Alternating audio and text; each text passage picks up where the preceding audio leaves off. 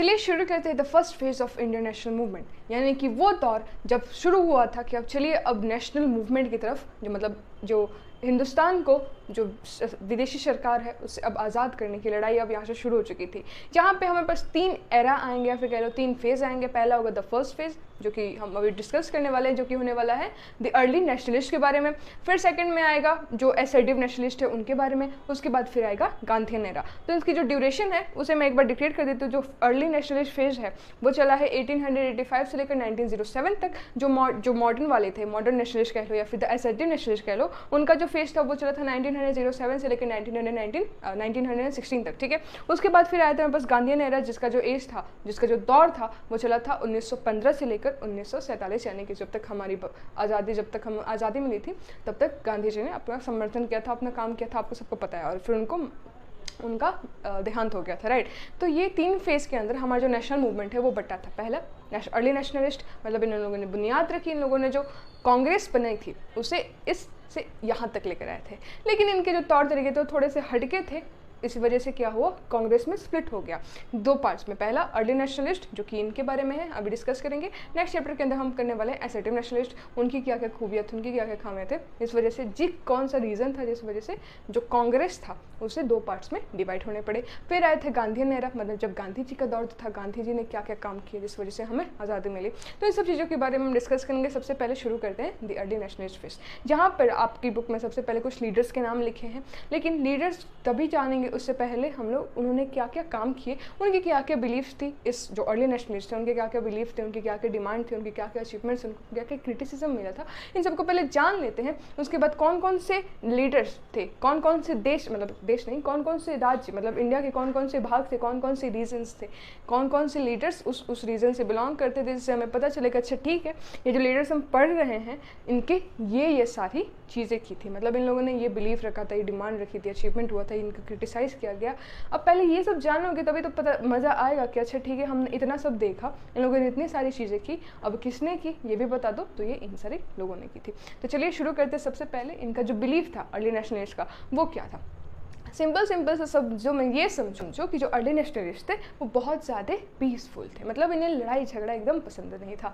वो चाहते थे कि सबसे ज़्यादा आसान तरीके, क्योंकि उन्हें मार काट बिल्कुल पसंद नहीं थे, और मार काट के बिना जो रास्ता हो उसे हम अपनाना चाहेंगे गांधी जी के टाइप से, ठीक है। तो हालांकि गांधी जी बहुत बाद में आए थे, पर ये इनका इरादा था कि देखो यार सब कुछ पीसफुल होना चाहिए, कहीं भी रिवॉल्ट नहीं करना, प्रोटेस्ट नहीं करना, प्रोटेस्ट करना भी है तो साइलेंट वे में करना है, मतलब ये नहीं कि यार ब्रिटिश को अब तो उड़ा ही देना है, अब तो बंदूक मारो, गोली मारो, ये वो नहीं करना। एकदम आराम से तुम हमारी बात सुनो, हमारे पास ये डिमांड्स है, तुम डिमांड्स को फुलफिल करो, नहीं करोगे तब थोड़ा सा आवाज़ उठाएंगे। क्यों उठाएंगे? क्योंकि तुम हमारे देश के अंदर रह रहे हो। तो इनकी जो बिलीफ थी वो क्या थी कि इन्हें पूरा फेथ था, पूरी तरीके से फेथ था, मतलब बेसिकली ये समझो कि they were loyal to the British crown. ये लोग क्या थे? ब्रिटिश क्राउन के क्या थे? ब्रिटिश क्राउन के लिए ये लोग पूरे लॉयल थे, ठीक है। They were loyal to the British crown. इनको बहुत ज़्यादा विश्वास था ब्रिटिश क्राउन पे कि वो हमारे साथ जो भी करेंगे वो अच्छा ही होंगे, फेयर प्ले करेंगे, ठीक है। उनके खिलाफ उनके प्रति ये बहुत ज़्यादा ऑनेस्ट थे, फिर इंटीग्रिटी में रखते थे, ठीक है। मतलब ऐसा नहीं कि ब्रिटिशर्स और इंडियंस के बीच में कुछ दूरियां आने दें, एकदम पास ही रहने चाहिए, क्योंकि वो जो भी करें वो हमारे लिए अच्छी बात है। इसके कुछ एग्जाम्पल्स आपको पता है, उन्होंने हमारे लिए ICS की जो परीक्षा थी उसे निकाला, ठीक है, जो कि आज भी UPSC के नाम से जानी जाती है, राइट। इससे बड़ी अचीवमेंट और क्या हो सकती है। उसके बाद फिर इन्होंने टेलीग्राफ, रेलवे, इन सब चीज़ों को भी इंट्रोड्यूस करवाया। साथ ही साथ इन्होंने सती जो प्रथा थी उसे भी इलीगल करवाया, उसे एक एज अ एक्ट को प्रोस्टिट्यूट किया, मतलब प्रेजेंट किया। तो मतलब ये सब अच्छी चीज़ें हो रही हैं। तो इस वजह से चाहते थे कि जो इंडियंस हैं वो जो ब्रिटिश गवर्नमेंट उनके साथ बल के रहे, ठीक है। मतलब ऐसा नहीं कि सिर्फ तुम्हारा ही राज्य होगा, तुम्हारा राज्य होगा पर हमारी भी मांग रखी जाएगी, ठीक है।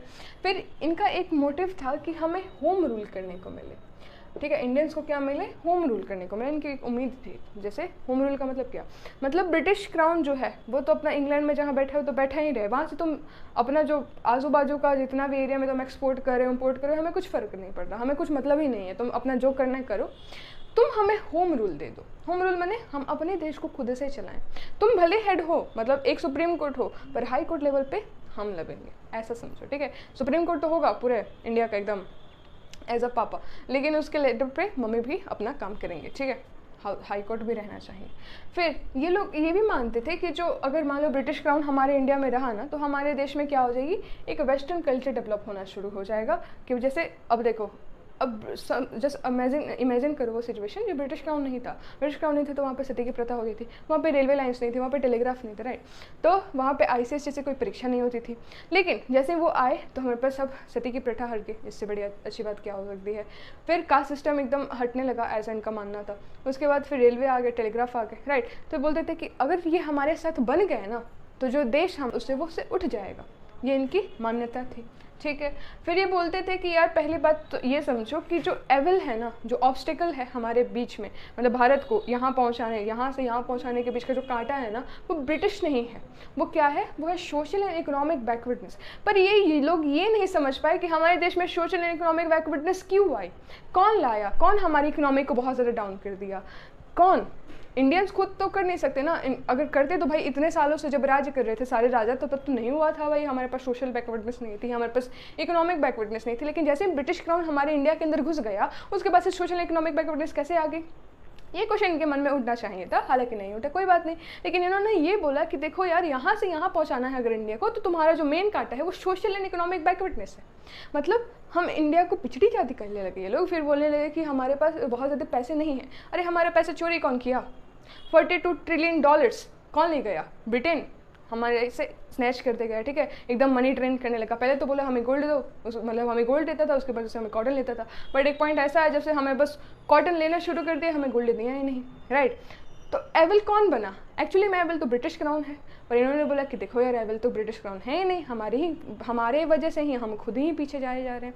ऐसा हो सकता है, तुम अपने वजह से तुम खुद पीछे कैसे जा सकते हो, तुम्हारे हाथ में तुम्हारा फ़ोन है, तभी तुम अपनी ज़िंदगी से पीछे जाओगे। जिसमें एविल कौन है, तुम कि तुम्हारा फ़ोन, जाहिर सी बात है। फिर इन्होंने बोला, इन्होंने हमेशा पीसफुल मेथड यूज़ किए। अब ये तो इनकी बिलीफ थी, लेकिन इनके कुछ डिमांड्स भी थे। 4 तरीके के डिमांड आपकी बुक के अंदर मेंशन है। सबसे पहला कॉन्स्टिट्यूशनल रिफॉर्म। ये बोलते थे कि देखो यार, इंडिया को एक डेमोक्रेटिक कंट्री रहने दो, ठीक है, जैसे थी वैसे रहने दो, ठीक है। तुमको राज करना तुम करो, हम तुम्हें राज करने से कुछ नहीं रोक रहे, पर हमें अपने देश के अंदर आज़ादी चाहिए। हमें देश के अंदर हमें अपना खुद का नेता चुनना है, हमें खुद की जुडिशरी रखनी है, हमें खुद के जितने भी लोन वगैरह हैं या फिर जितना भी रेवेन्यू टैक्सेस वगैरह है वो हम अपने हिसाब से तय करेंगे, तो उसके बीच में टांग मत लगाओ। ये इनका मोटिव था, ठीक है। फिर इन्होंने बोला कि हमें एक लेजिस्लेटिव काउंसिल को, हमारा जो लेजिस्लेटिव जो काउंसिल है, मतलब जो लॉ मेकिंग काउंसिल है, उसे एक्सपेंड करो, एक ही जगह पर डिफाइन मत रखो, ठीक है। ये नहीं कि बस दिल्ली पे ही लॉ बनेंगे, राजस्थान में लॉ नहीं बनेंगे। दिल्ली वाले लॉ राजस्थान में कैसे फॉलो होंगे, वहाँ की सिचुएशन अलग है, दिल्ली की अलग है। तो इन्होंने बोला कि जो भी जितना भी लॉ मेकिंग करना है करते रहो, पर अलग अलग जगहों पर, सिर्फ एक जगह पे स्थायी मत रहो। फिर इन्होंने बोला कि इंडियंस को खुद के ऊपर कंट्रोल होने दो, ठीक है। मतलब ये नहीं कि हमारे ऊपर कोई और आके राज नहीं कर सकता। इन्होंने बोला कि हमारे ऊपर कोई और आके राज नहीं करो, हमें खुद का लीडर अगर दिखेगा तभी हम उसकी बात मानेंगे, ठीक है। हमें खुद का लीडर देखना चाहिए ना। अब जैसे मान लो, अब सीएम, वेस्ट बंगाल का सीएम कौन है, ममता बनर्जी है। क्यों? क्योंकि वो बंगाली है। अब कोई आ जाएगा राजस्थान का सीएम, बोलेगा कि मतलब राजस्थान का पर्सन आएगा, बोलेगा कि हमें वेस्ट बंगाल का सीएम बनना है, तो सबसे पहली बात तो वेस्ट बंगाल के लोगों को ही उसके ऊपर विश्वास नहीं होगा कि क्या ये हमारी प्रॉब्लम समझेगा, ये तो हमारी भाषा ही नहीं बोलता है। तो वही इन्होंने बोला कि पहले तो हमें एक हमारे जैसा लीडर दो, मतलब जो इंडियन हो, ठीक है, जिसके कारण हम उसकी बात को समझे, उसको, अब उसे लीडर बनाओ, उसके बाद फिर भी हमारे जितने भी प्रॉब्लम्स होंगे हम उसके पास पहुंचाएंगे, फिर वो आपके पास कम्युनिकेट करवाएगा, राइट। तो इन्होंने बोला कि इंडियंस को ही रूल करने दो, ठीक है। फिर इन्होंने स्वराज की घोषणा नहीं, मतलब डिमांड की। देखो, स्वराज का मतलब क्या होता है, सेल्फ गवर्नमेंट, ठीक है। लेकिन ये जो विद इन एम्पायर आ गया ना, विद इन एम्पायर कह लो, विद एम्पायर कह लो, ये बस थोड़ी सी प्रॉब्लम हो गई। कंप्लीट स्वराज बाद में पढ़ेंगे, ठीक है। जब मॉडर्न वाले एजर्टिव आए थे, या फिर मतलब जो मॉडर्न नेशनलिस्ट आए थे, उनका जो मोटिव था, उनका जो ब्रेन था, वो अलग दिशा में काम करता था, राइट। ये बहुत पीसफुल थे, बहुत एग्रेसिव थे, ठीक। इन्होंने बोला कि हमें स्वराज चाहिए, सेल्फ गवर्नमेंट चाहिए, पर तुम्हारे अंडर, मतलब तुम हमारे ऊपर रहो, तुम हटो मत, तुम रहो पर हमें भी रहने दो, हमें भी अपना कुछ ना कुछ महत्व होना चाहिए, ठीक। फिर इन्होंने बोला कि जो एग्जीक्यूटिव काउंसिल है उसके अंदर इंडियंस की मात्रा बढ़ाओ, ठीक है। ऐसा नहीं कि जो जुडिशरी है उसके अंदर तुम सिर्फ और सिर्फ अपना ही लॉयर बैठाए रखे हो, या फिर तुम सिर्फ और सिर्फ अपना ही जज बैठाए हो, हमें भी बैठने दो, ठीक है। ये थे इनके कुछ कॉन्स्टिट्यूशनल रिफॉर्म। फिर आते हैं हम लोग इकोनॉमिक रिफॉर्म के अंदर। इकोनॉमिक रिफॉर्म इन्होंने बोला कि जो लैंड रेवेन्यू तुम लोगों ने बहुत ज़्यादा बढ़ा रखी है उसे कम करो, जब तक तुम कम नहीं करोगे तब तक हम जिंदा कैसे रहेंगे। एक पीजेंट है, नॉर्मल सा एक आदमी, उसने इतना ज़्यादा टैक्स ही भरना है कि उसका जो अगर वो मान लो अगले 50 साल का भी अपना जो खेत उपजाऊ उगा लेना, उसके बाद भी फिर वो इतना ज़्यादा टैक्स नहीं भर पाएगा। ऐसी हालत आ गई थी इंडिया की इनके अंडर, ठीक है। इन्होंने बोला लैंड रेवेन्यू को कम करो। फिर इन्होंने बोला कि देखो यार, इतना ज़्यादा जो तुमने आर्मी के ऊपर एक्सपेंडिचर करके रखा है ना, इतना मत करो। वो दादा इतना करने की आवश्यकता नहीं है, तुम बस कम करो। तुम आर्मी के ऊपर इतना ज़्यादा एक्सपेंडिचर करने की आवश्यकता नहीं जितनी जिसके जहाँ पे खर्ची करने की ज़रूरत है वो क्या है, वो एरिया है कि एजुकेशन के ऊपर खर्चा करो, ठीक है, यहाँ पे लिखा भी है। हेल्थ और एजुकेशन के ऊपर अपना खर्चा करना शुरू करो। आर्मी के ऊपर क्या, हमारे पैसा हमसे लूट कर तुम आर्मी के ऊपर लगाए जा रहे हो, कुछ फ़ायदा तो हो नहीं रहा है। इंडियन के जो सोल्जर्स है, मान लो इंडियन के पैसा ले रहे हो भैया, इंडियन के सोल्जर्स को थोड़ा सा तो मोटिवेट कर दो, थोड़ी सी तो प्रमोशन करवा दो, भी तुम नहीं करवा रहे हो। सारा पैसा अपने सोल्जर्स को लेकर जा रहे हैं, अलावेंस हुआ, सैलरी जो पेंशन हुई, सब हमारे पैसे से। इस वजह से इन्होंने बोला कि उतना ज़्यादा करने की आवश्यकता नहीं है, तुम बस सिंपल से काम करो, उसके पैसे को थोड़ा सा कम करें, एजुकेशन में लगा दो, हेल्थ और सिस्टम बढ़ा दो। फिर इन्होंने बोला कि देखो यार, अगर तुम किसी राज्य को, किसी कंट्री को अगर तुम एकदम अपने अंडर लेकर घूम रहे हो तो थोड़ी सी, बहुत ज़्यादा नहीं, थोड़ी सी जिम्मेदारी अपने ऊपर लो कि उनके ऊपर अगर गरीबी आ रही है, उनके ऊपर फैमिनाइन की कंडीशन आ रही है, मतलब बाढ़ आ रहा है, डिज़ास्टर आ रहे हैं, ड्राउट्स आ रहे हैं, तो तुम थोड़ा सा, थोड़े से, बहुत कम सा, मतलब थोड़ा सा एकदम थोड़ी सी रिस्पॉन्सिबिलिटी लेकर उनकी अगर स्थिति बहुत ख़राब हो चुकी है तो उसे सुधार दो। इतना ही मांगते, बहुत ज़्यादा नहीं मांगा उन्होंने, थोड़ा सा मांगा कि जब अगर सिचुएशन ऐसी आए, जब एक जगह देखो कि बहुत ज़्यादा बाढ़ आ चुका है तो उस दिन टैक्स को कम करवा दो, एग्रीकल्चर टैक्स ही कम करवा दो। पर उन्होंने वो भी नहीं किया, ठीक है, यहाँ पे पॉइंट्स लिखे हैं। फिर उन्होंने बोला कि एग्रीकल्चर पे लोन्स बढ़ाओगे तभी तो तुम्हारे टैक्स देंगे भाई। एग्रीकल्चर के लिए मान लो बाढ़ आ गया, फिर मान लो सूखा आ गया, एक साल ऐसा सूखा आ गया, अब बेचारे के पास सूखी ज़मीन लेकर वो क्या करेगा, उसे पैसे तो चाहिए ना, तभी तो उसका कुछ उपजाऊ करवाएगा, फिर से दोबारा से खोदेगा, तब कि उसको क्या पता जो नीचे वाला सरफेस है वो क्या पता अभी भी मॉइस्चर अब्जॉर्ब करके रखा, वहाँ पे फिर से खेती हो सकती है, पर उसके लिए उसे कुछ पैसे चाहिए होंगे। तुम अगर लोन दोगे तभी तो तुम्हारे पास अल्टीमेटली फ़ायदा होगा। ये इनके कुछ डिमांड्स थी, ठीक है, इकोनॉमिक में है। फिर इन्होंने बोला जो इम्पोर्ट गुड्स है ना, मतलब जो गुड्स तुम लोग इंपोर्ट करवा रहे हो उसके ऊपर टैक्सेस कम करवाओ, ठीक है, बहुत ज़्यादा हमारे ही इंडियन प्रोडक्ट्स के ऊपर ही बहुत ज़्यादा टैक्सेस तुमने लगा रखे हैं। फिर इन्होंने बोला कि हमें आयरन, कॉपर या फिर शुगर की इंडस्ट्रीज़ अगर खोलनी है तो उसके ऊपर टैक्स कम करो। मतलब यहाँ पे ऐसा था कि इंडियन की सिचुएशन ऐसी कर दी गई थी कि तुम अगर कोई भी इंडस्ट्री खोलना चाहते हो तो भी तुम्हें बहुत ज़्यादा टैक्स देना है, जिस वजह से क्या होता था कि वो खोलने का अगर सोचेंगे भी ना तो इतना ज़्यादा टैक्स देकर ही वो ना खोल पाएंगे, ठीक है। फिर इन्होंने बोला कि सॉल्ट का जो टैक्स लग रहा है उसे पूरा एबॉलिश करवा दो। इसी से रिलेटेड हमारा दांडी मार्च है, आप सभी को याद होगा, नहीं याद अभी तो फ्रेश हो गए, तो अगर कभी नहीं पढ़ा है तो चिंता करने की कोई बात नहीं है, अभी चैप्टर्स आ रहे हैं, हम लोग गांधी नहर के अंदर देखेंगे कि सॉल्ट का जो टैक्स था उसे कैसे हटवाया था दांडी मार्च के थ्रू गांधी जी ने। फिर हम देखेंगे एजर्टिव डिमांड्स क्या है। तो एजर्टिव डिमांड्स में सबसे पहला ये था कि जो पुलिस है ना, ये तुम्हारी सरकार के जो पुलिस है इसको बहुत ज़्यादा एफिशिएंट बनाओ या फिर बहुत ज़्यादा ऑनेस्ट करवाओ, ठीक है, दोनों करवा दो। मतलब ये नहीं कि उधर उस टाइम में होता क्या था कि जो ब्रिटिश वाले जो पुलिस वगैरह थे वो क्या करते थे कि ज़्यादा पैसे वालों से पैसा लेकर उनके क्राइम को दबा देते थे, और जो लोअर था उन्हें, मतलब जिनके पास पैसे नहीं थे उनको पकड़वा देते थे। तो बोले कि अरे कम से कम ये जो बेस है तुम्हारा इसको तो ऑनेस्ट करवाओ, इसे तो एफिशिएंट करवाओ ना। कोई बेचारा इंसान जाता है अपनी तकलीफ लेकर पुलिस के पास, ठीक है, कि तुम क्या पता वो हमारी मदद कर सके, और वो तो बैठा है कि वो जिससे ज़्यादा पैसा आ रहा है उसके पैसे मार जाएगा और जिसके पास कम है उसे जेल में भर देगा। तो इस सिस्टम को भी तुम ऑनेस्ट करवाओ, ठीक है। फिर उन्होंने बोला कि प्राइमरी जो एजुकेशन है ना, मतलब 0 से लेकर 5 साल की जो पढ़ाई है कम से कम उसे तो कंपलसरी करवा दो, क्योंकि आज के ज़माने में है, उस ज़माने में नहीं था, ठीक है। फिर उन्होंने बोला कि एग्जीक्यूटिव और जुडिशरी को दोनों को सेपरेट करो, इसकी कहानी बहुत बार सुना चुके हैं, ठीक है। तो एग्जीक्यूटिव और जुडिशरी को बहुत ज़्यादा तुम्हें सेपरेट करवाना था। फिर इन्होंने बोला कि जो ICS की परीक्षा है, ठीक है, इंडियन सिविल सर्विस, उस समय कुछ और कहा जाता था, तो इस परीक्षा को इंडिया में भी लागू करवाने की मांग रखी गई थी। ये सब डिमांड्स थे।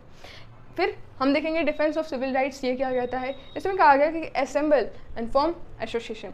मतलब इन्होंने बोला कि देखो पहले तो होता क्या था कि अगर कोई एक गठबंधन बना के एक अपना साम्राज्य नहीं, एक गठबंधन बना के एक पार्टी घूम रहा है तो उसके बहुत ज़्यादा उसके ऊपर अटैक्स कर देते, चार्जेस लगा देते, ठीक है, जिसके कारण हम लोग जालियांवाला बाग के अंदर एक बहुत अच्छा खासा एग्जाम्पल देख चुके हैं।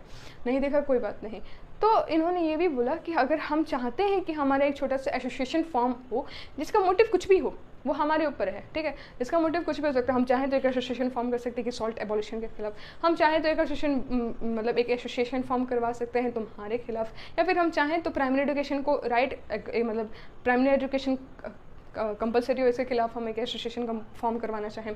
तो हम जो भी कुछ बनवाना चाहते हैं उसके खिलाफ तुम मत आओ, तुम उसका समर्थन करो। तो पहले बुनियाद देखो, तुम पहले देखो, तुम पहले समझो, तुम पहले देखो कि बन क्यों रहा है, इसके पीछे का मोटिव क्या है, उसके बाद फिर तुम अपनी टांग अड़ाना, ठीक है।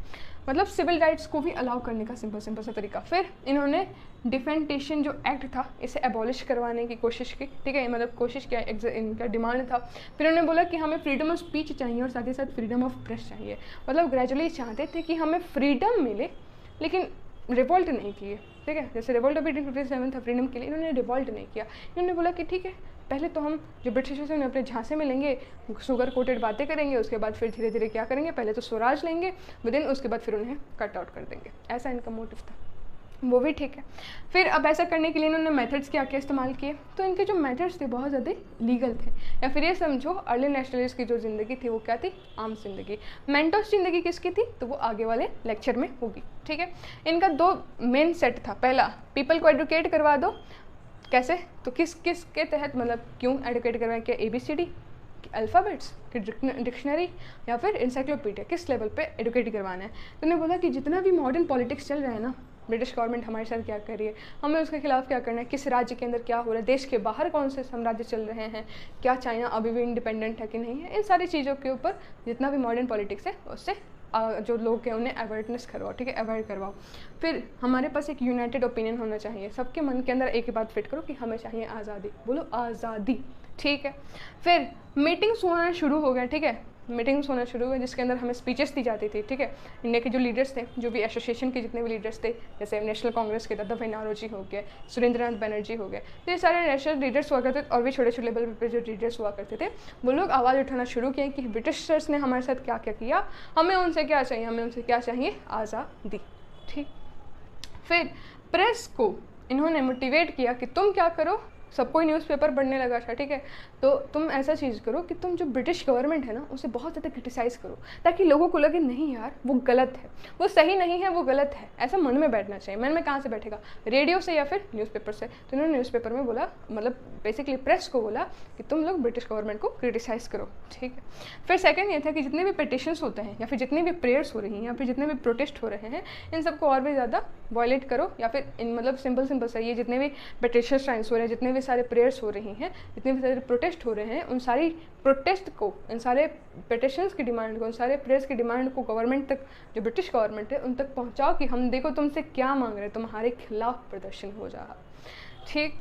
फिर इन्होंने लंदन में जो INC था, इंटरनेशनल कॉन्फ्रेंस कह लो, कांग्रेस कह लो, वो जब वो जो लंदन में बैठा था, तो वहाँ तक इंडिया की बात पहुँचाई गई कि इंडिया की हालत ये है, इंडिया की हालत ये हो रखी है, हम चाहते हैं कि हमारी हालत ये हो जाए, ठीक है।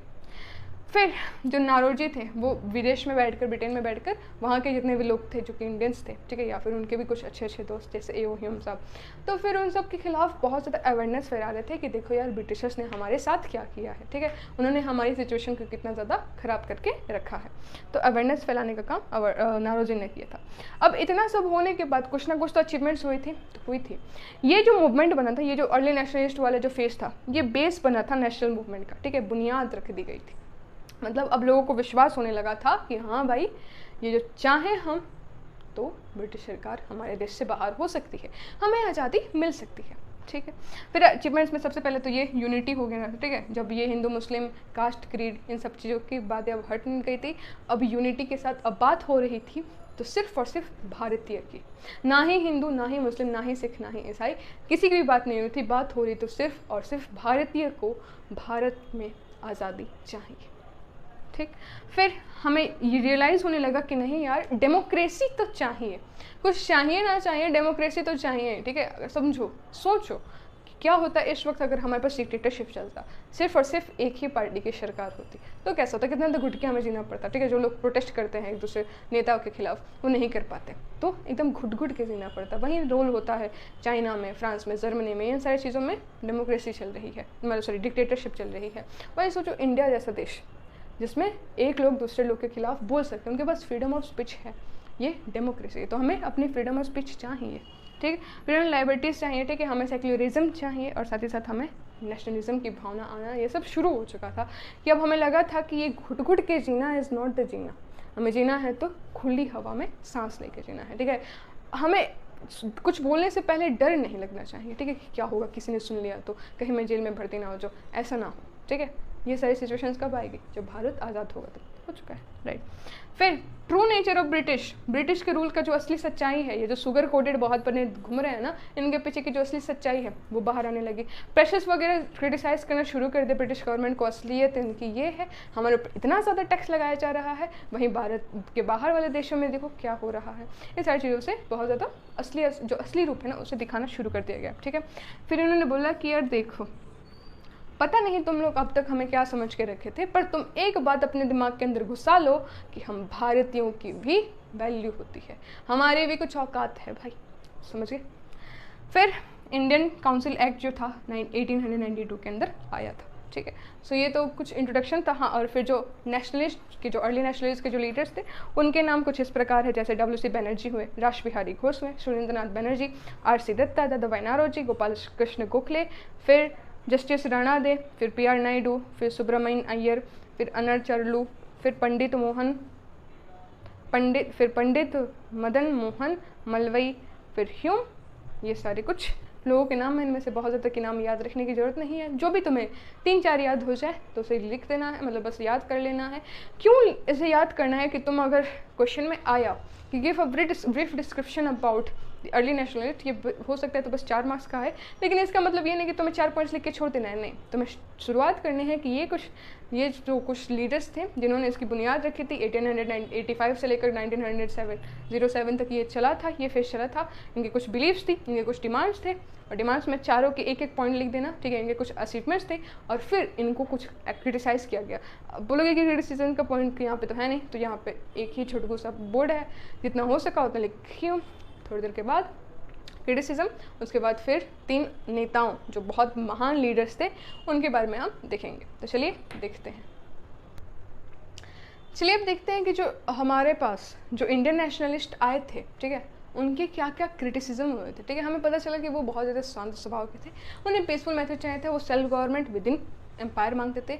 तो इन सारी चीज़ों के खिलाफ इनको बहुत ज़्यादा लोगों ने क्रिटिसाइज़ किया था। किस मुद्दे पे? देखो, इन्होंने बोला, जो क्रिटिसिज्म था वो इस बेसिस पे था कि जो तुम लोग पिटिशन लगा रहे हो, जितने भी रेजोल्यूशंस निकाल रहे हो, वो ठीक है पर एडुकेट नहीं है, क्योंकि जाहिर सी बात है अगर ब्रिटिशर्स के पास वो जाए भी रहे होंगे तो वो इंडिया देखते ही भगा देते होंगे, बोले फाड़ फूट के फेंको यार, कौन देखने जा रहा है, कुछ भी डिमांड करे, हमें उससे क्या मतलब है, वो अपना काम करते रहेंगे, ऐसी बात है। तो फिर इन्होंने बोला कि ये जो पिटिशंस है उससे अबॉलिश करो, तुम प्रोटेस्ट बढ़ाते रहो, ठीक है, तुम दिखाते रहो कि हमारे पास भैया बहुत ज़्यादा संगठन है, हमारे पास अब भीड़ आने लगी है, मास आने लगा है, ठीक है, मास प्रोडक्शन होना शुरू हो चुका है, बस तुम इतना दिखाते रहो, ठीक है, तुम पिटिशंस वगैरह फाइल कर रहे हो उसे बंद करवा दो। फर्स्ट क्रिटिसिज्म था। फिर दूसरा था कि इन्हें अपने स्ट्रेंथ के ऊपर विश्वास नहीं था, हमेशा किसी न किसी और के ऊपर रिलाई करते, ठीक है। जैसे अब इंडियन नेशनल कांग्रेस बना तो AO ह्यूम के ऊपर रिलाई करवा दिए, राइट। तो ये खुद के ऊपर सेल्फ डाउट रखे थे, ठीक है, आपको भी सेल्फ डाउट नहीं होना चाहिए। वैसे इन्होंने अपने स्ट्रेंथ के ऊपर विश्वास नहीं रखा। कभी कभार होता है ना, क्वेश्चन पेपर में क्वेश्चन आ जाता है, आपको लगता है कि 1985 था कि 1966 था, चलिए मतलब जो भी हो, ऐसा सिंपल सा एग्जाम्पल। तो खुद के ऊपर सेल्फ डाउट नहीं रखना है, जो कि इनको था। तो सोचो, एक इंडियन नेशनल आर्ट या फिर कह लो जो अर्ली नेशनलिस्ट थे वो फ्लॉप हो गए अपने ही सेल्फ डाउट की वजह से। तुम मतलब छोटे से बच्चे हो तो सेल्फ डाउट आने ही नहीं देना है। फिर इन्होंने ये देखा कि जो इंडियन रिसोर्सेस है इससे ही अभी भी वेल्थ निकाला जा रहा है, जितना भी ब्रिटिश क्राउन है वो अभी भी इसी से अपना वेल्थ निकाला है, अपनी कमाई हमारे ही पैसों से हो रहा है। क्योंकि तुम अगर ध्यान दो तो $42 ट्रिलियन, ठीक है, ये पैसा कम नहीं होता, इतना ज़्यादा निकाला था। फिर प्रोफेशनल ग्रुप के जो लीडर्स, जो प्रोफेशनल ग्रुप्स बने थे, जैसे Indian association, east Indian association, इन्हीं सब के ऊपर ही सिर्फ लीडरशिप हुआ करती थी। इनके जो प्रोफेसर्स है, इनके जो प्रोफेशनल लीडर है, वही सिर्फ और सिर्फ लीडर बनते थे। कभी ऐसा नहीं हुआ कि गांव के किसी एक किसान को उठा के या फिर किसी गांव के किसी एक ज़मींदार को उठा के राजा बनाया गया, मतलब लीडर बनाया गया, और राजा ने लीडर बनाया गया कि भैया तुम इस पोर्शन से बिलोंग करते हो, तो अगर तुम यहाँ से उठ के खड़े हो गए तो लोग तुम्हें देखेंगे, तुमसे इंस्पायर होंगे, तुम्हारी बात को सुनेंगे, इन्होंने ये नहीं किया। इन्होंने एक लॉयर को उठा लिया, ठीक है, एक प्रोफेसर को उठा लिया, ठीक है, इन दोनों को लीडर बना दे, तुम इस पार्टी को लीड करो, तुम इस पार्टी को लीड करो। तो वैसे बहुत ज़्यादा लेवल पे लोग इनसे कनेक्ट नहीं हो पा रहे थे, ठीक है, ऊपर से तो पीसफुल थे ही। फिर इन्होंने लोगों को बहुत ज़्यादा मोटिवेट किया, तो लोग इनके सेशंस लेना जो अटेंड करना शुरू करवा दिए, ठीक है। फिर सेशंस हुए थे, फिर सेशंस में इन्होंने देखा कि हाँ भाई सच में ब्रिटिश क्राउन बहुत ज़्यादा फालतू है, इसने हमारे साथ ये किया, हमें इसके खिलाफ आवाज़ उठानी चाहिए, हमें भी चाहिए आज़ादी, ठीक है। फिर सोशल लेवल, पहले क्या था, पॉलिटिकल लेवल पे बात होती, ठीक है, पॉलिटिक्स खेला जाता था, लेकिन अब ये सोशल लेवल पे आ चुके थे, ठीक है। अब तो सिर्फ एक ही चीज़ मांगता है, वो भी आज़ादी, ठीक है। फिर इन सारी चीज़ों से एक बात तो तय हो गया कि इंडिया अब ये भी नेशनलिज्म हो गया, मतलब राष्ट्रवाद फैलना शुरू हो गया, ठीक है। अब हर भारतीय के मन में मैं हिंदू हूँ या फिर मैं मुस्लिम हूँ, ये शब्द आने से पहले एक शब्द आया था कि मैं एक भारतीय हूँ, ठीक। फिर डफरिन जो थे उसने बोला कि ये कुछ नहीं है, एक माइनॉरिटी ऑफ पीपल है, ठीक है, ग्रुप ऑफ पीपल, छोटा ग्रुप है, इनको हम तो ऐसे मार के उड़ा सकते हैं, ऐसा डफरिन का कहना था। फिर अब स्टार्टिंग में हमने बात की थी, ये लोग बहुत ज़्यादा ब्रिटिश के खिलाफ नहीं थे, उनके प्रति लॉयल थे। अब इन्हें बोला गया कि ये डिसलॉयल बाबूज़ हैं, ठीक है, वायलेंट विलियंस हैं, ठीक है, मतलब बेचारे ने शुरू किया था कि हम लोग लॉयल है भाई, हम बहुत ज़्यादा शांत हैं, लेकिन अब इन्हें बनाया गया कि हम बहुत ज़्यादा डिसलॉयल है, हमको विलन बना दिया गया, तो इनसे बहुत ज़्यादा इनको तकलीफ़ हुआ। फिर यहाँ पे आती है बहुत ज़्यादा ज़रूरी बात, इन लोगों ने, ब्रिटिश है भाई, क्या ही कर सकते हैं, दो ही चीज़ें आता है, पहला डिवाइड एंड रूल, तो डिवाइड एंड रूल करना शुरू किया, हिंदू मुस्लिम में भेदभाव लाना शुरू करवा दिया। सैयद अहमद खान और राजा शिव प्रसाद, इन दोनों में अच्छी खासी दोस्ती थी, उन्हें तोड़वा दिया, ठीक है, एक दूसरे के खिलाफ उन्हें भड़का दिया, फुट डालो राज करो, ठीक है। फिर एंटी कांग्रेस बनना शुरू करवा दिया, ठीक है, कांग्रेस में क्या रखा है, ये सब कुछ है नहीं, कुछ इनका मोटिव नहीं है, ये सब करके इन्हें बहुत ज़्यादा भड़का दिया। तो ये थी इनकी क्रिटिसिज्म जो बहुत ज़्यादा इन्हें फेस करनी पड़ी थी। अब शुरू करते हैं इनके 3 महत्वपूर्ण लीडर्स के बारे में, दादा भाई नौरोजी, गोखले, ठीक है, गोपाल कृष्ण गोखले जी और सुरेंद्रनाथ बनर्जी की। यहाँ पे बात करेंगे सबसे पहले दादा भाई नौरोजी को, ठीक है। तो इनका जन्म हुआ था 1825 में और इनका देहांत हो गया था 1970 के अंदर। जब इनका देहांत हुआ था तो इन्होंने सेल्फलेस सर्विस ऑफ नेशन के प्रति अपने आप को पूरा समर्पित कर दिया, मैंने देश के प्रति अपने आप को पूरी तरह से न्यौछावर कर दिया। खुद के बारे में कभी नहीं सोचा, सिर्फ सोचा अपने देश के बारे में। ये ब्रिटेन गए थे पढ़ाई करने के लिए, फिर वहाँ से उठकर मुंबई आ गए। जब मुंबई में आए तो यहाँ पर इनकी सिचुएशन देखी कि लोगों को इतना ज़्यादा पीड़ा हो रहा है, इसके खिलाफ फिर से ब्रिटेन गए, वहाँ पर अब आवाज़ उठाना शुरू किया, क्योंकि अब डायरेक्ट यहाँ अब सोचो, तुम्हारा जो भाई है वो तुम्हारे कान के पास आके बात कर रहा है, तो मेडिटेशन महसूस होगी, राइट। तो फिर अगर वो वही भाई तुम्हारे अगर उस रूम में जाकर, दूसरे रूम में जाकर अगर बात करे तो तुम्हें उतना इरिटेशन नहीं होगी। तो इन्होंने वही किया, इन्होंने देखा कि इंडिया में बवाल उस रूम में हो रहा है तो ब्रिटिशर्स को कुछ फ़र्क नहीं पड़ रहा, लेकिन उसी बवाल को अगर मैं उनके कान के पास ला के छिलवा दूँ तो फ़र्क पड़ने लगेगा। वो बात समझो, क्या पता रिलेट कर पाए होगे कि नहीं, लेकिन मैंने बस सोचा समझा दिया जाए। फिर इन्हें कहा जाता है grand old man of India, ठीक है, दादाजी, नाम देखो दादा भाई, याद रखो दादाजी, ठीक। फिर इन्होंने बॉम्बे में, जब इंग्लैंड में रहते थे यानी लंदन में, वहाँ से उठकर फिर आए थे बॉम्बे यानी मुंबई, वहाँ पर आकर इन्होंने बॉम्बे एसोसिएशन फॉर्म की थी, ठीक है। फिर उन्होंने 2 चीज़ें निकाली, पहला रस्ता गुफ्तार, जिसका मतलब होता है स्पीकर ऑफ ट्रुथ, मतलब सच्चाई का बोलने वाला, इस नाम का एक न्यूज़पेपर बनवाया, ठीक है, मतलब रिलीज वहाँ से प्रेस करवाना शुरू किया। फिर एक मैगज़ीन करवाई जिसका नाम था धर्म मार्गदर्शक, ठीक है, ये मैगज़ीन थी, और न्यूज़पेपर का नाम क्या था, रस्ता गुफ्तार, जिसका मतलब होता है स्पीकर ऑफ ट्रुथ, ठीक है। फिर इन्होंने वर्नाकुलर प्रेस एक्ट और ज़मींदार एक्ट को बैन करवाया था, ठीक है, बैन मतलब उसके खिलाफ प्रोटेस्ट किया था कि हमें इन सारे 2 एक्ट से आज़ाद करवाएं, ठीक है। फिर इन्हें कहा जाता था इंडियाज़ अनऑफिशियल एम्बेसडर, क्यों? क्योंकि ये भारत के पहले ऐसे नागरिक थे जिन्होंने ब्रिटेन में रहकर वहाँ के एम्परर के अंदर एक अपनी जगह स्थापित की थी। कौन सी जगह? मतलब ये ब्रिटिश हाउस में एज अ मेंबर रहते थे, तो इसलिए कहा जाता है इन्हें अनऑफिशियल एम्बेसडर ऑफ इंडिया, ठीक है। फिर इन्हीं के कारण ये जो इंडियन सिविल सर्विस की जो एग्ज़ाम थी वो इंडिया में आना शुरू हो गई थी, यहाँ पर मतलब होना शुरू हुआ था 1893 के अंदर, ठीक है। फिर इन्होंने ईस्ट इंडिया एसोसिएशन का फॉर्मेशन भी किया था 1886 के अंदर, ठीक है।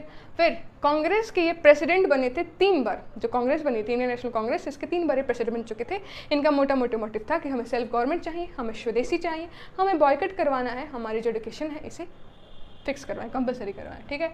फिर इन्होंने स्वराज की डिमांड की थी 1906 के अंदर, ठीक है। फिर ये जो पॉवर्टी था और अनब्रिटिश रूल था इंडिया के अंदर, मतलब ब्रिटिशर्स की असली सच्चाई वो हमारे भारत के अंदर रहकर ही हमारे भारत के लोगों की मदद नहीं कर रहे हैं, उनकी दशा बहुत ख़राब करके रखी है। इन सारी चीज़ों को एक किताब के अंदर प्रस्तुत करवाया, बहुत ज़्यादा फेमस हुई थी। पूरे सिर्फ इंडिया के अंदर नहीं, पूरे वर्ल्ड वाइड में ब्रिटिशर्स का काला सच सामने आ रहा था। ठीक है, फिर इन्होंने ड्रेन थ्योरी को भी एक्सप्लेन किया। ड्रेन थ्योरी क्या कहती है कि कैसे ब्रिटिशर्स पूरा सोना, पूरे पैसे को इंडिया से ले जा रहे हैं कहीं और। इंडिया से ब्रिटिशर्स जो है उनका पूरा धन, पूरी दौलत, पूरा सोना, पूरा पैसा सब कुछ लेकर गए थे, पर एक चीज़ जो वो नहीं लेकर गए वो ये थी हमारा कल्चर। ठीक है, इंडिया का कल्चर वो नहीं लेकर गए थे। हालांकि आज का जो हम लोग मॉडर्नाइजेशन की तरफ, वेस्टर्न कल्चर की तरफ बहुत ज़्यादा अट्रैक्टिव हो रहे हैं, वहीं आपने देखा होगा जो ब्रिटेन के लोग हैं वो इंडियन कल्चर को अडॉप्ट करना शुरू कर चुके हैं, राइट। तो बस ये बात है कि ये सब कुछ लेकर चले गए, बस हमारे कल्चर को नहीं ले जा सके। ठीक है, अब इसी बात पे हमें टिके रहना है, हमें अभी भी उन्हें अपना कल्चर देना नहीं है, हमें अपना कल्चर बरकरार रखना है। ठीक है, फिर बात करेंगे हम लोग गोपाल कृष्ण गोखले जी की। इन्होंने 1886 में जन्म लिया था, 1915 के इनका देहांत हो गया था। ये पहले ऐसे आदमी थे, नहीं ये नहीं, हाँ, तो इन्होंने कॉन्स्टिट्यूशनल मीन्स को अपनाया था। ठीक है, हमने जो कॉन्स्टिट्यूशनल रिफॉर्म्स देखे थे उसे इन्होंने अपनाया था, पर उसे अपोज भी किया था जहाँ पर ज़रूरत थी। ठीक है, जिस जगह पे इन्हें लगता था कि कोई पॉलिसीज़ जो ब्रिटिशर्स ला रहे हैं बहुत ज़्यादा ख़राब है, तो उसे अपोज भी किया था। और वहीं कॉन्स्टिट्यूशनल मीन के साथ वो खड़े भी थे कि हाँ, तो जो इंडियंस ने डिमांड रखी है वो बहुत ज़्यादा हद तक सही है। ठीक है, फिर ये चाहते कि जो जुडिशरी है और जो एग्जीक्यूटिव है वो क्या हो जाए, सेपरेट हो जाए। ठीक है, फिर आर्मी के अंदर जो इंडियन नहीं, जो ब्रिटिश आर्मी है उसके अंदर बहुत ज़्यादा एक्सपेंडिचर हो रहा है, उसके खिलाफ ये खड़े थे। जो रेशियल डिस्क्रिमिनेशन हो रहा है उसके खिलाफ ये खड़े थे। ठीक है, फिर ये जो टैक्स लग रहा है कॉटन के ऊपर, इसके खिलाफ ये खड़े थे। ठीक है, फिर जो मिंटो मॉर्ले रिफॉर्म आया था इसके खिलाफ भी खड़े थे। ये मिंटो मॉर्ले रिफॉर्म क्या कहता है, ये कहता है कि जो हिंदू जो राज्य है, राज्य नहीं, या फिर हिंदू पार्टी जो है, मान लो हिंदू का नेता है तो सिर्फ और सिर्फ हिंदू ही उसके खिलाफ, उसके लिए वोटिंग कर सकते हैं, और जो मुस्लिम का नेता है उसके लिए सिर्फ और सिर्फ मुस्लिम ही वोटिंग कर सकते हैं। ऐसा नहीं होगा कि हिंदू के लिए मुस्लिम ही वोटिंग कर रहा है और मुस्लिम के लिए हिंदू भी वोटिंग कर रहा है। ऐसा ये था मिंटो मॉर्ले रिफॉर्म, इसको बहुत ज़्यादा अपोजिशन करवाया था। और इन्होंने साथ साथ पार्टीशन ऑफ बंगाल जब हो रहा था उसको भी अपोज किया था। ठीक है, इन्होंने भी अपनी ज़िंदगी को इंडिया के लिए डेडिकेट की थी, और साथ ही साथ इन्होंने एक ऐसा रिफॉर्म लाया था कि जिसके अंदर वो लोगों को मोटिवेट कर रहे थे कि तुम लोग अपनी ज़िंदगी को भारत के लिए न्यौछावर करो। ठीक है, हम सबको करनी चाहिए। ठीक है, देश के लिए अपने जान को कुर्बान करना चाहिए। ठीक है, कुर्बान नहीं, फिर भी अगर कुर्बान नहीं कर सकते तो कोई बात नहीं, पर कुछ ना कुछ तो ऐसा करो जिससे देश का भला हो। ठीक, फिर इन्होंने सॉल्ट का जो टैक्स था उसे कम करवाने की कोशिश की, कॉटन के ऊपर जो टैक्स लगता था उसे कम करवाया था, और प्राइमरी एजुकेशन को कंपलसरी करवाने की कोशिश की थी। फिर इन्होंने बोला कि देखो ये जो वर्किंग क्लास है ना, ये जो वर्किंग क्लास है, फिर कह लो जो मिडिल क्लास है, इसको तुम अच्छी क्वालिटी का जॉब ऑफर करो। ठीक है, ऐसा नहीं कि हमारे पास बहुत ज़्यादा डिग्री है और हमें नौकरी ही नहीं मिल रही, ऐसी सिचुएशन थी, तो उसे भी एबॉलिश करवाने की कोशिश की। उसे बहुत ज़्यादा मोटिवेट किया कि बेटर जॉब्स हमें मिलने चाहिए मिडिल क्लास को। फिर लैंड रेवेन्यू को कम करवाया, और साथ ही साथ इन्होंने गांधी जी को साउथ अफ्रीका से उठाकर इंडिया में लाए थे। बोले कि क्या साउथ अफ्रीका में घूम रहे हो, चलो इंडिया चलो, वहाँ पे तुम्हारी बहुत ज़्यादा ज़रूरत है। और साथ ही साथ गांधी जी इन्हें पॉलिटिकल मेंटर के नाम से बोलते, मतलब ये उनके पॉलिटिकल गुरु थे। ठीक, ये थी गोपाल कृष्ण गोखले जी की कहानी। अब देखते हैं हम लोग सुरेंद्रनाथ बनर्जी के बारे में। सुरेंद्रनाथ बनर्जी का जो जन्म था वो 1848 में हुआ था, और फिर इनका देहांत हो गया था 1925 के अंदर। ये पहले भारत के पहले व्यक्ति थे जिन्होंने ICS की परीक्षा क्लियर की थी, वो भी 19 साल की उम्र में। सोचो, जबकि उन लोगों ने बोला था कि 21 साल से कम करवा दी थी ना एज, तो उन्होंने 19 साल की उम्र में भी इस परीक्षा को क्लियर किया था। सोचो कितने महान हैं, और हम 19 साल की उम्र में क्या ही करते हैं। ठीक है, और साथ ही साथ इन्होंने ISA की परीक्षा को तो इंडिया में लगवा दिया था पहले ही। ठीक है, फिर ये मजिस्ट्रेट बने थे। ठीक है, अगर आपको पता होगा तो UPSC क्लियर करने के बाद हम लोग मजिस्ट्रेट बनते हैं। ठीक है, एक स्टेज आता है जिसके बाद हम मजिस्ट्रेट बनते हैं। ठीक है, DM। तो उस सिचुएशन पे वो थे, लेकिन इन्हें डिसमिस करवा दिया गया। क्यों? क्योंकि उन्होंने अपोज करवा दिया था रेशियल डिस्क्रिमिनेशन को। ठीक है, मजिस्ट्रेट देखो, एक होता है मजिस्ट्रेट, एक होता है कलेक्टर। तो जो कलेक्टर होता है ना, वो जो डिस्ट्रिक्ट कोर्ट्स होते हैं उसके अंदर जाता है, वहाँ पर जाकर लैंड रेवेन्यू को कलेक्ट करता है। तो बेसिकली होता क्या था, जो कोर्ट्स के अंदर रेशियल डिस्क्रिमिनेशन चल रही थी, राइट, जो इंडियन के जजेस उन्हें नहीं रखते थे, तो इन्होंने देखा तो सारी चीज़ों को अपोज किया, जिस वजह से इन्हें मजिस्ट्रेट की जो पोस्ट थी उससे से डिसमिस करवा दिया गया था। फिर वो कहीं और म्यूनिसिपल कॉर्पोरेशन में आ गए थे। ठीक है, फिर इनका एक स्लोगन है बहुत फेमस था कि opposition where necessary and cooperation where possible. मतलब वहाँ जहाँ पे दिख रहा है कि यहाँ पे अपोज माने विरोध करना ज़रूरी है तो करो, लेकिन जहाँ पे दिख रहा है कि यहाँ पे सपोर्ट करना ज़रूरी है तो वो भी करो, ठीक। फिर इन्होंने इंडियन एसोसिएशन का फॉर्मेशन किया था। इनका मोटिव था कि पीपल को एडुकेट करो, ठीक है, पीपल के पास एक स्ट्रॉन्ग ओपिनियन होना चाहिए, हमें एक एज अ यूनिटी काम करना है, तभी ये ब्रिटिशर्स हमारे जैसे भागेंगे। फिर इन्होंने इंडियन नेशनल कॉन्फ्रेंस, ठीक है, डोंट बी कंफ्यूज, कॉन्फ्रेंस और इंडियन नेशनल कांग्रेस को एक साथ किया था, जोड़ दिया था, ठीक है, INC जोड़ दिया था, ठीक। फिर इन्होंने एक न्यूज़पेपर लिखा था, बंगाली लिखा नहीं, न्यूज़पेपर सारे शुरू करवाया था बंगाली के नाम से, ठीक है। फिर और नेशन इन द मेकिंग में इन्होंने अपने बारे में, अपने देश के बारे में लिखा था, ठीक। फिर इन्होंने लाइसेंस एक्ट को एबॉलिश करवाया था, आर्म्स एक्ट को करवाया था, वर्निकुलर प्रेस एक्ट को जो था उसे एबॉलिश करवाने की कोशिश की थी। फिर जो एज थी ICS की, इसे 19 से लेकर 21 बढ़वाने के लिए आवाज़ उठाया था, ठीक है। फिर इन्होंने भी मिंटो मॉर्ली रिफॉर्म को अपोज किया था, पार्टीशन ऑफ बंगाल को अपोज किया था, और फिर इन्हें जाना जाता है फादर ऑफ इंडियन नेशनलिज्म, ठीक है। तो फिर इसी के साथ जो चैप्टर है वो कंप्लीट होता है। So thank you for watching this video. I hope आपको समझ में आया होगा। मिलते हैं अगले वीडियो के अंदर।